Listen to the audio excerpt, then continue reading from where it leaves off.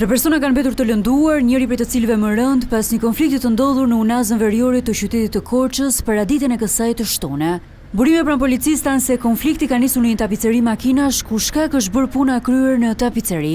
Nga ky konflikt i plagosur më rënd ka mbetur Renaldo Xhixho, pronari i tapicerisë, ndërkohë që të plagosur por më lehtë janë dy persona të tjerë të përfshirë në konflikt. Oficerët e policisë gjyqësore kanë marrë në pyetje disa persona që kanë qenë të pranishëm, përfshirë edhe të lënduarit, si dhe të tjerë që kanë biznese afër tapicerisë ku ndodhi dhe ngjarja. Po ashtu dy ngjarje të tjera të dhunshme janë regjistruar në qarkun e Korçës, ku dy persona kanë mbetur të plagosur pas goditjeve me sende të forta.